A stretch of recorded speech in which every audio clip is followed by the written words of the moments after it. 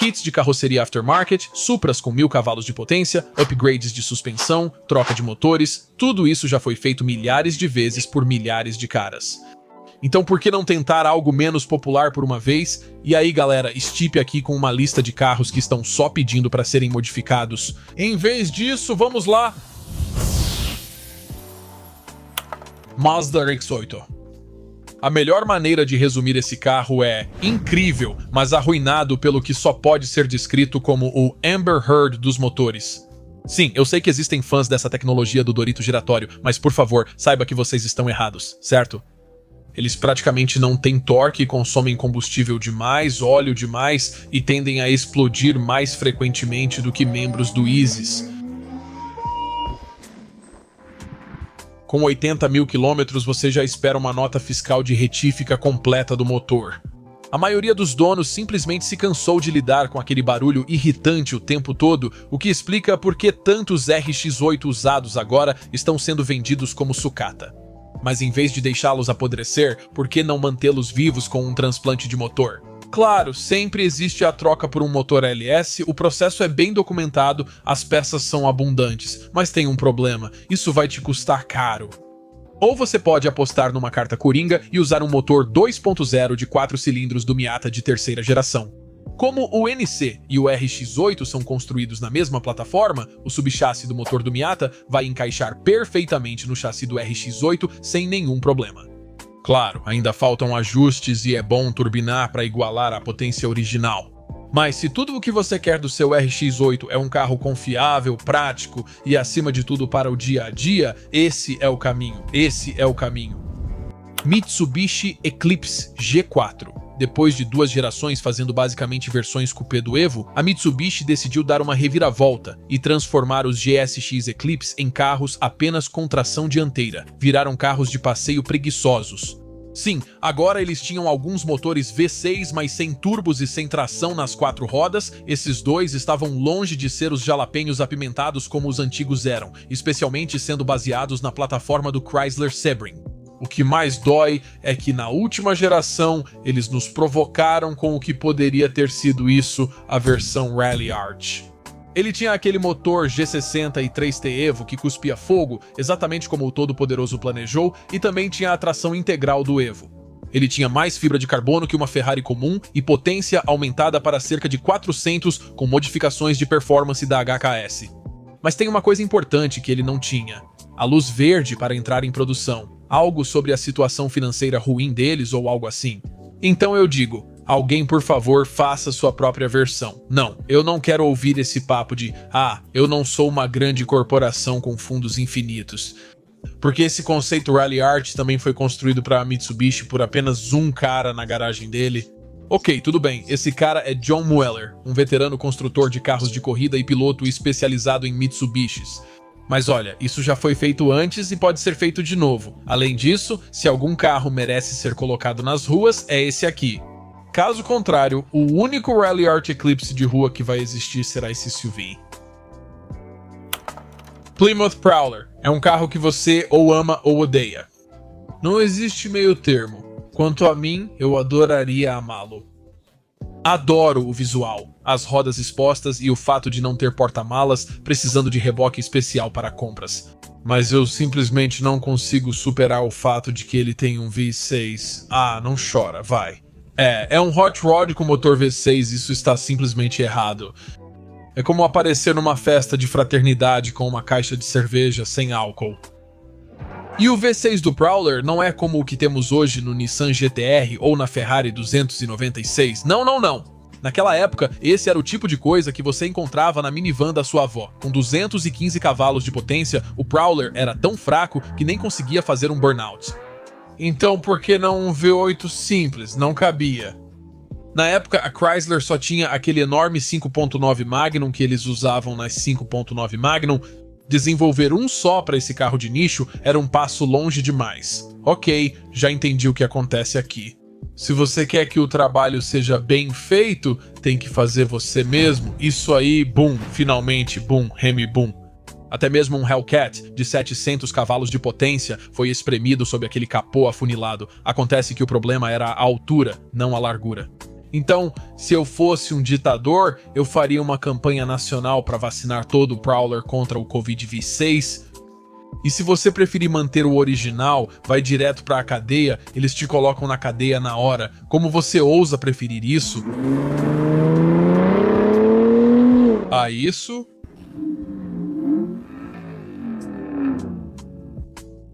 O DMC DeLorean é um dos carros mais famosos e mais amados de todos os tempos, mesmo sendo uma porcaria de primeira. Isso aí é uma baita pilha de merda. A qualidade de construção era ruim, a confiabilidade ainda pior e a dirigibilidade também. Putz, aquele dançarino australiano de break se movia melhor do que esse carro esportivo. Ainda assim, todo mundo quer um, eu, você, um cara chamado você, todo mundo gostaria de ter um, principalmente por causa dos filmes. Mas também esse formato em cunha, feito de aço inoxidável exposto, com portas-asa de gaivota douradas e persianas no vidro traseiro, é simplesmente o máximo em estilo. Agora, eu sei que modificar esse clássico de 40 anos deixaria alguns irritados, mas, falando sério, aquele motor V6 Citroën de 130 cavalos está só pedindo para ser jogado fora. Ah, bem, tudo bem. Que tal um swapless alguém anima?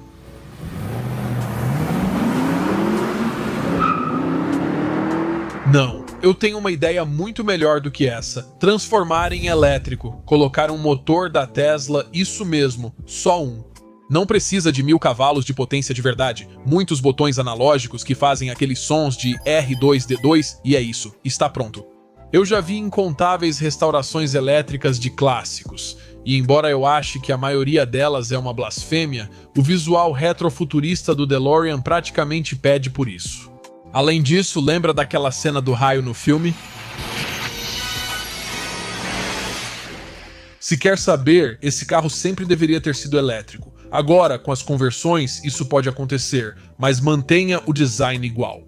Tem um DeLorean totalmente novo sendo desenvolvido agora, ele é assim, e ninguém liga pra ele. São essas linhas que a gente se apaixonou. Nunca mude o que não está quebrado.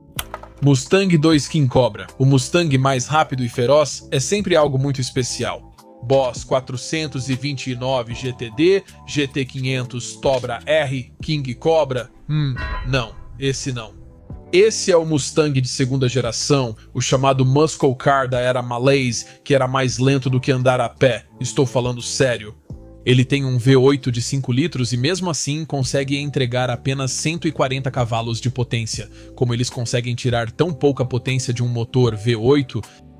Bem, eles foram obrigados. A nova lei do ar limpo exigiu emissões bem mais rigorosas dos fabricantes americanos, sem se importar como eles iriam conseguir isso.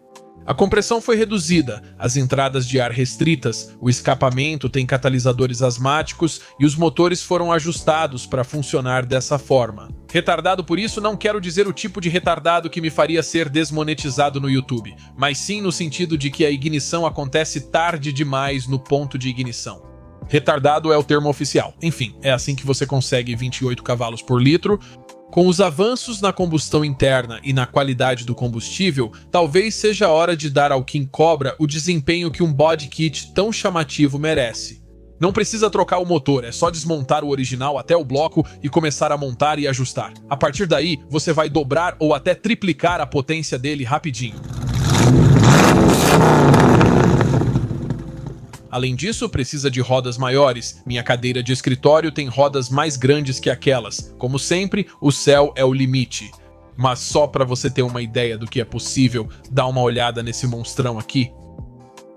Pontiac Aztek. Depois da série Breaking Bad, o Pontiac Aztek ganhou uma enorme dose de popularidade, e não só com aquele tipo de comprador Ray Charles, o que é bom, já que esse era realmente um bom carro por baixo. A Pontiac criou um SUV de verdade antes mesmo dos SUVs virarem moda, com detalhes legais como um apoio de braço removível, que na verdade é uma geladeira, os controles do rádio ficam no porta-malas para quando você está curtindo na traseira e ainda vinha com uma barraca. Pena. Ele é tão feio, mas você não vai acreditar como é fácil resolver isso.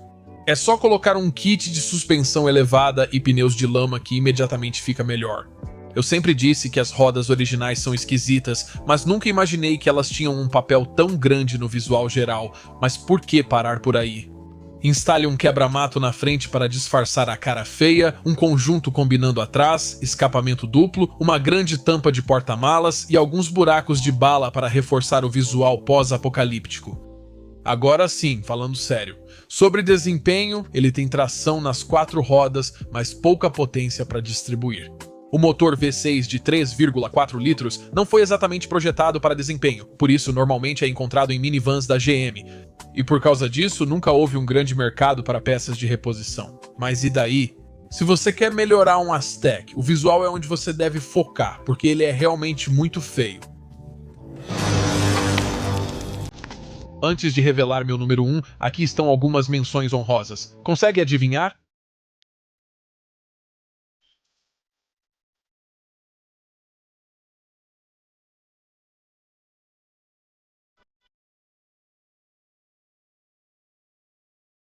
E em primeiro lugar, Ferrari 308. No fim dos anos 70, todos os carros esportivos eram lentos. Todos nós sabemos disso, mas se o seriado Magnum PI for levado a sério, a Ferrari 308 não sofreu o mesmo destino. Bem, isso aí é só papo furado de Hollywood. A 1,977 308 que Tom Selleck estava dirigindo era, na verdade, uma das 0 a 100 km por hora em 8,1 segundos, o que não é nada super esportivo, se você quer saber. Na realidade, até mesmo o Corvette 78 que acabamos de ver sendo deixado para trás era mais rápido, e você sabe o que dizem sobre eles? Agora, eu entendo que modificar uma Ferrari clássica é como cuspir no Papa. Mas considere que mais de 13 mil dessas foram feitas e algumas versões menos colecionáveis e menos valiosas estão literalmente pedindo por isso. Me prepare. Até a Hagerty sugere adicionar tecnologia moderna para melhorar o desempenho, mas por que limitar a apenas algumas? Coloque freios maiores, rodas retrô maiores, uma postura mais agressiva e muito mais potência, como fizeram com essa beleza verde de 400 cavalos.